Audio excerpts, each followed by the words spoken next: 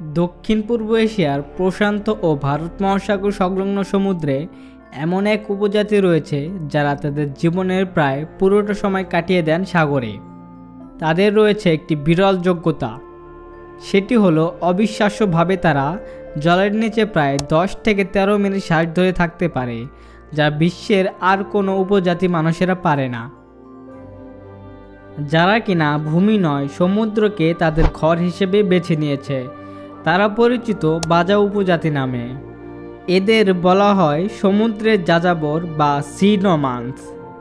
তাদের জীবনযাত্রা, অসাধারণ দক্ষতা এবং সংস্কৃতি আমাদের বিস্মিত করে। আজ আমরা জানব এই রহস্যময় উপজাতি সম্পর্কে। তো চলুন শুরু করা যাক। শুরু করার আগে যারা আমার চ্যানেলটি সাবস্ক্রাইব করনি, অনুগ্রহপূর্বক এখনই আমার চ্যানেলটি সাবস্ক্রাইব করুন।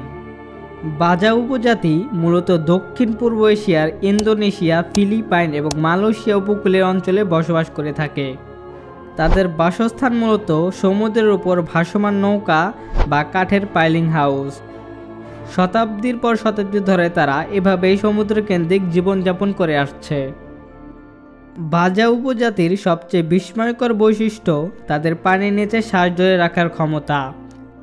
গবেষণায় দেখা গেছে তারা প্রায় 13 মিনিট পর্যন্ত শ্বাস বন্ধ রেখে 70 মিটার গভীরে ডুব দিতে পারে।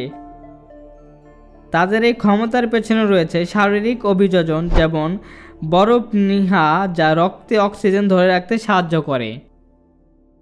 বাজা উপজাতির জীবনযাত্রা সম্পূর্ণভাবে সমুদ্র কেন্দ্রিক।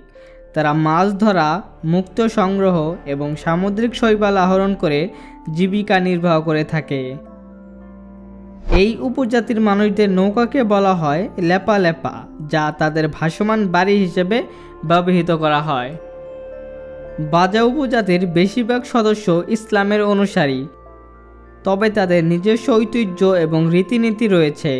তারা মনে করে সমুদ্রের প্রতি শ্রদ্ধা জানালে তারা তাদের সুরক্ষা দেবে।